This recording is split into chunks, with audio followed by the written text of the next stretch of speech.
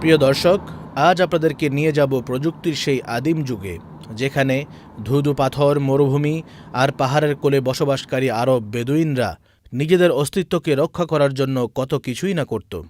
ইসলাম আসার পর প্রিয় নবীজি সাল্লাল্লাহু আলাইহি ওয়াসাল্লামের হাতে গড়ে তোলা বিশ্বের শ্রেষ্ঠ মানুষগুলোকে, যাদেরকে সাহাবী রাসূল সাল্লাল্লাহু আলাইহি ওয়াসাল্লাম বলে সবাই সম্মানের সাথে স্মরণ করে থাকে, তাদের হাতেও সমাজ ব্যবস্থা বিনির্মাণের উপকরণগুলো আরও উন্নত হয়েছিল, যার একটি উজ্জ্বল প্রমাণ দেখাতে আপনাদেরকে নিয়ে যাচ্ছি মদিনার প্রাণকেন্দ্র হতে রিয়াদ রোড ধরে মাত্র ৪৫ কিলোমিটার দূরে ওয়াদি আল খানাক নামে একটি জনমানবহীন উপত্যকায়। সিলেট অঞ্চলের বাংলাদেশি প্রবাসী এক ভাইকে সাথে নিয়ে আমরা রওনা দিলাম সেই বাঁধ বা ড্যামের উদ্দেশ্যে। প্রায় ৪০ কিলোমিটার পথ ভালোভাবেই এগুলাম, কিন্তু একটা জায়গায় গিয়ে পাকা রাস্তা শেষ হয়ে গেল, যেখানে নবীজি সাল্লাল্লাহু আলাইহি ওয়াসাল্লামের বিশিষ্ট সাহাবী, দক্ষ সমরবিদ, নবীজি সাল্লাল্লাহু আলাইহি ওয়াসাল্লামের প্রতি নাজিলকৃত ওহীগুলোর লেখক এবং সুকৌশলী শাসক হজরতে মুআবিয়া ইবনে আবি সুফিয়ান রাদিয়াল্লাহু তাআলা আনহু তার শাসনামলে একটি ড্যাম গড়ে তোলেন, যা তৎকালীন সময়ে সেই এলাকার মানুষদের বন্যার কবল থেকে রক্ষা করত। চলুন যাওয়া যাক। আমরা গাড়ি থেকে নেমে পায়ে হেঁটে চলা শুরু করলাম। যতই এগুচ্ছি দৃশ্য পাল্টাতে থাকল। লোকালয় ছেড়ে পাথুরে রাস্তা শুরু হয়ে যায়। আরবের মরুর পাথুরে পরিবেশের মাঝে এমন কঠিন পথ পায়ে হেঁটে যেতে বেশ বেগ পেতে হচ্ছিল।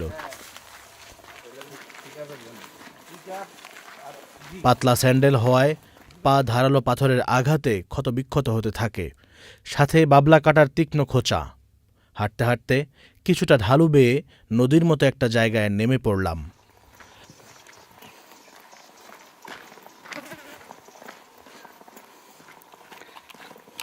প্রিয় দর্শক, আমরা এই মুহূর্তে কথা বলছি একটা শুকিয়ে যাওয়া নদীর মধ্য থেকে। এটিকে এই জায়গাটা যে দেখছেন, এটাকে বলা হয় ওয়াদি আল খানাক। আরবের মদিনা শরীফের অত্যন্ত প্রত্যন্ত একটি অঞ্চল। মদিনা শরীফের মূল সেন্টার থেকে প্রায় আপনার 40 থেকে 45 কিলোমিটার হবে, এরকম একটা জায়গায় ওয়াদি খানাক।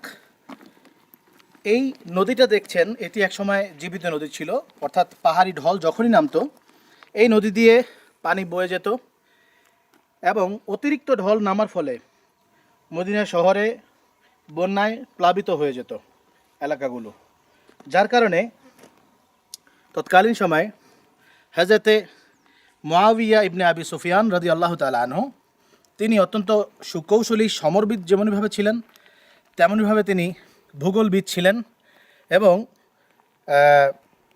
কিভাবে পরিস্থিতিকে নিয়ন্ত্রণ করতে হয়, কিভাবে আশপাশের এলাকার পরিস্থিতিগুলোকে সামাল দিতে হয়, এটি তিনি খুব ভালো করে জানতেন। যার কারণে তিনি তার লোক মারফত খুঁজে দেখলেন যে এই বন্যার মূল কারণটা কোথায়। জানতে পারলেন যে এই যে নদীটা, এই ওয়াদিয়া খানাক থেকে যে পানির ধারা বা বন্যা যেটাই বলি, এটি এসে এই নদীর মাধ্যমে মদিনাতুল মুনাওয়ারার শহর প্লাবিত করে দেয়। তিনি করলেন কি, এই ওয়াদিয়া খানাকের ঠিক মাঝ বরাবর দুটি পাহাড়ের মাঝখানে যে জায়গাটায় নদীটা সরু হয়ে গিয়েছে, সেইখানটাতে একটা বাঁধ তৈরি করেন, যেটিকে আমরা ইংরেজিতে ড্যাম বলি। এখনও পর্যন্ত সেই বাঁধটি সেখানে ওই রকমইভাবে রয়েছে, এবং কিছুটা ক্ষতিগ্রস্ত হলেও অনেক অংশই এখনও ভালো আছে, যেটিকে এখানকার লোকেরা সাদ্দে মুআবিয়া ইবনে আবি সুফিয়ান নামে চেনে। আপনাদেরকে সেই ড্যামটি দেখাতে নিয়ে যাচ্ছি, চলুন। জায়গায় জায়গায় নদীর মাঝে পানি বয়ে যাওয়ার কিছু চিহ্ন আমরা দেখতে পেলাম। বুঝতে পারলাম বৃষ্টি পড়লে এই জায়গায় পানির জোয়ার বয়ে যায়।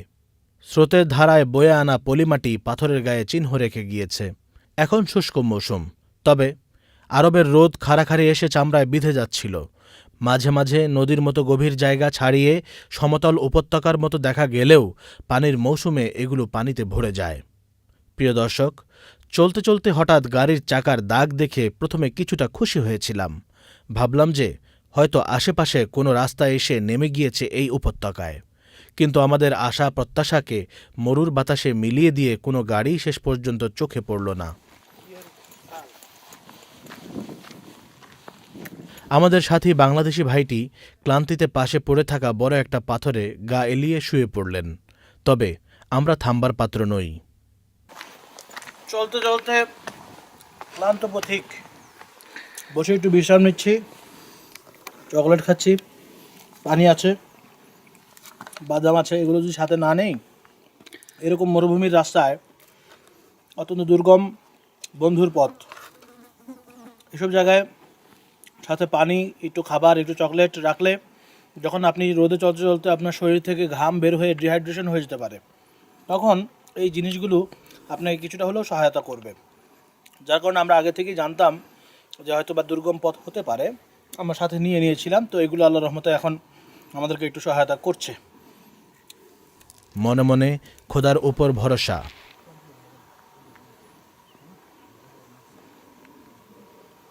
চলতে থাকলাম মনোবল আর পদবল দুটো মিলিয়েই। পায়ের উপর বুলডোজার চালিয়ে পাথর মারিয়ে হেঁটে চললাম।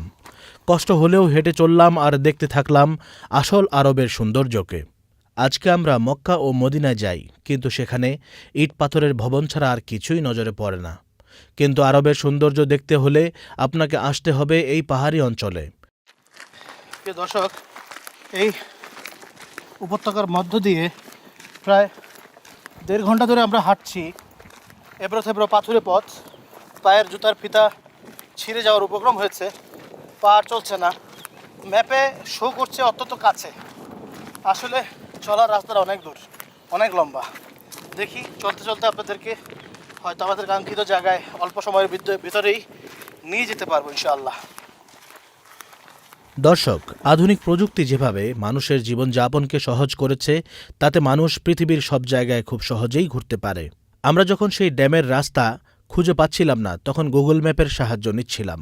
তবে মাঝে মাঝে স্যাটেলাইট সিগন্যাল দিতে কার্পণ্য করলে আমরা খোদার উপর ভরসা করে নদীর পানির রেখে যাওয়া পলিমাটির চিহ্ন ধরে এগিয়ে যাচ্ছিলাম। প্রিয় দর্শক, আমাদের সাথে যে ভাইটি ছিলেন, তিনি আমাদের সাথে আস্তে আস্তে এত লম্বা পথের একটি জায়গায় ক্লান্ত হয়ে আমাদের থেকে বিচ্ছিন্ন হয়ে গিয়েছেন। কিন্তু তিনি বিচ্ছিন্ন হয়ে যাওয়ার কারণে কি আর আমাদের পথ চলা থেমে থাকবে? আমরা নিজেরাই হেঁটে হেঁটে আমাদের গন্তব্য উদ্দেশ্যে যাচ্ছি। তিনি এখন বিশ্রাম নিচ্ছেন। পথের মাঝে যেতে যেতে দুটি উট চোখে পড়ল, যা হঠাৎ আমাদেরকে দেখে অবাক নয়নে অবলা দৃষ্টিতে তাকিয়েছিল। মনে হচ্ছিল তারা কত বছর যাবৎ মানুষ দেখে না। এই উটগুলোর গলায় কোনো রশি দেখলাম না, কিন্তু এরা এই জায়গা ছেড়ে অন্য কোথাও যাচ্ছিলও না। বুঝলাম আশেপাশেই তাদের কোনো ডেরা রয়েছে, কিন্তু মানবহীন এই পাথুরে এলাকায় তেমন কাউকেই পেলাম না। এক সময় আরবের বেদুইনরা তাঁবুতে থেকে কৃষিকাজ করে পশুপালন করে জীবিকা নির্বাহ করত। আমরা সেরকম কিছু ফসলি ভূমি দেখলাম, যেখানে সমতল এবং পাথর ভেঙে চাষ করার জন্য জমি তৈরি করা হয়েছে। শুষ্ক মৌসুমে পানির চাহিদা পূরণের জন্য কুয়াও রয়েছে, কিন্তু বৃষ্টিপাত হলে এ সকল জায়গা পানিতে এবং সবুজে ভরপুর হয়ে যায়। যেতে যেতে চলার পালা শেষ হয়ে এলো যখন সেই কাঙ্ক্ষিত জায়গাটি আমাদের সামনে দূর থেকে উঁকি দিচ্ছিল। এর পরেও বিশাল এই ড্যাম এতটাই বড় যে দূর থেকে মনে হচ্ছিল এই তো আর কয়েক পা এগুলোই বুঝি পৌঁছে গেলাম, কিন্তু না, আরও বেশ 1 কিলোমিটার হেঁটে সেই ড্যামের কাছে পৌঁছি। প্রিয় দর্শক, প্রায় অনেকটা পথ হেঁটে মরুভূমি, পাহাড়, পাথর, বাবলা কাটা, এই সব কিছু ডিঙিয়ে পাড়ি দিয়ে আমরা এসে পৌঁছালাম এই ড্যামের কাছে। সাদ্দ মুআবিয়া ইবনে আবি সুফিয়ান এই ড্যামের নাম। দেখতে পাচ্ছেন বিশাল বড় একটা বাঁধ। এই বাঁধটি আজকে তৈরি হয়নি, এটি সেই 1500 বছর আগে তৈরি হয়েছে। 50 হিজরির তৈরি এই ড্যাম অনেকটাই ক্ষতিগ্রস্ত। পাহাড়ি ঢলে পানির তোড়ে 1400 বছরের পুরনো বাঁধ টিকে থাকতে পারেনি, তবে এখনও যতটুকু আছে তাও অবাক করার মতোই। মদিনা থেকে পূর্ব দিকে এই ওয়াদিয়ে খানক এলাকায় কি মনে করে হজরতে মুআবিয়া রাদিয়াল্লাহু তাআলা আনহু এই বিশাল বাঁধ তৈরি করলেন, চলুন বাঁধের কাছে গিয়ে ইতিহাসের পাতা উল্টাই। এই বাঁধটির কাছাকাছি মাত্র 15 কিলোমিটার দূরে আকুল নামে একটি গ্রাম আছে, যেখানে বেশ কিছু ফসলি জমি এবং লোকজনের বসতি ছিল। কিন্তু মদিনায় মাঝে মাঝেই পাহাড়ি ঢল এবং আগ্নেয়গিরির অগ্ন্যুৎপাত হতো, যার ফলে এখানকার লোকজন অত্যন্ত বিপদের মাঝে ছিলেন। তাদের আবেদনের ফলে হজরতে মুয়াবিয়া রাদিয়াল্লাহু তাআলা আনহু এই বাঁধ নির্মাণের কাজ শুরু করেন ৪৯ হিজরিতে এবং তা শেষ হয় ৫০ হিজরিতে। প্রিয় দর্শক, ইসলাম নেই কোথায়?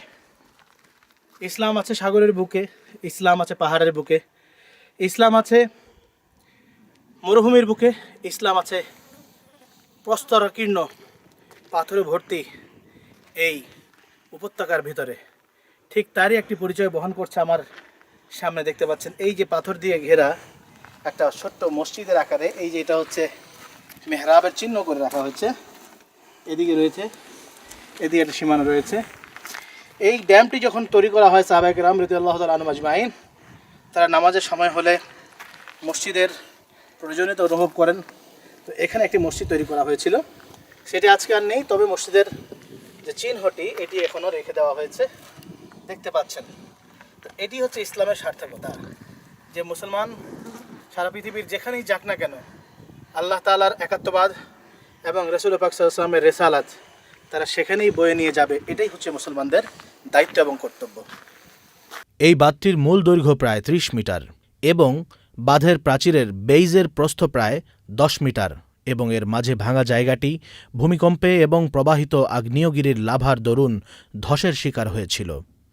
এই বাঁধের পাশে অদূরে আরও একটি বাঁধ রয়েছে, যা এর থেকেও দীর্ঘ কিন্তু কম উঁচু, এবং সেই বাঁধের হ্রদ থেকে প্রবাহিত বন্যার উপচে পড়া পানিকে আটকাতে এই দ্বিতীয় বাঁধটি নির্মিত হয়েছিল। এই খানাক উপত্যকার এই বাঁধটি সাম্প্রতিক আবিষ্কৃত বাঁধগুলোর মধ্যে অন্যতম, যার দিক নির্দেশনা ইতোপূর্বে কেউ জানত না। দুটি বাঁধই মুসলমানদের বাঁধ নির্মাণের ইঞ্জিনিয়ারিংয়ের একটি উল্লেখযোগ্য উদাহরণ।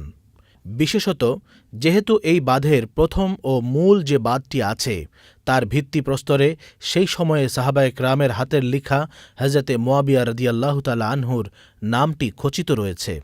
এছাড়াও পরবর্তী মুসলমান তাবেঈ এবং তাবেঈনগণের আমলে অন্যান্য বাঁধগুলোর মধ্যে রয়েছে ওয়াদিয়ে রানুনা বাঁধ, যা আবদুল্লাহ ইবনে আমর ইবনে ওসমান ইবনে আফফান রাদিয়াল্লাহু তাআলা আনহু মদিনার দক্ষিণে জাবালে আসিরের উত্তর পাশের উপত্যকায় নির্মাণ করেছিলেন, এবং আরও সাদ্দে আসিম নামে আরও একটি বাঁধ আল জামাওয়াত নামক জায়গায় আকিক উপত্যকায় নির্মাণ করেছিলেন। এই বাঁধটি নির্মাণের প্রায় ১,৪০০ বছরের বেশি সময় অতিবাহিত হওয়া সত্ত্বেও ইসলামী সভ্যতা ও প্রকৌশল বিদ্যার মাহাত্ম্যের সাক্ষী হয়ে দাঁড়িয়ে রয়েছে, এবং এখানে একটি আগ্নেয়গিরি রয়েছে, যে আগ্নেয়গিরির উদ্গীরণ সম্পর্কে রাসূল পাক সাল্লাল্লাহু আলাইহি ওয়াসাল্লাম ভবিষ্যদ্বাণী করে গিয়েছিলেন। সেই আগ্নেয়গিরিটি ৬৫৪ হিজরিতে ফেটে পড়ে এবং এর উদ্গীরণের ফলে এই বাঁধের কিছু অংশ ধসে পড়েছিল, যা পরবর্তীতে মেরামত করা হয়। প্রিয় দর্শক, এই সমস্ত জায়গাগুলো মুসলমানদের ঐতিহ্যপূর্ণ জায়গা। আপনারা কি ভাবতে পারেন যে এখানে কত শত সাহাবায়ে কেরামের পা পড়েছে, কত গ্রাম্য বেদুইন যারা নবীজিকে দেখেছেন আবার এখানে এসে তারা খনন কাজ করেছেন। আজ এগুলো পড়ে পড়ে সাক্ষী দিচ্ছে কুল্লু মান আলিহা ফান ওয়া ইয়াবকা ওয়াজহু রাব্বিকা যুল জালালি ওয়াল ইকরাম, অর্থাৎ এই পৃথিবীর সব কিছুই ধ্বংসশীল, একমাত্র অবিনশ্বর থাকবেন আপনার রব, যিনি সমস্ত পরাক্রম ও সম্মানের মালিক।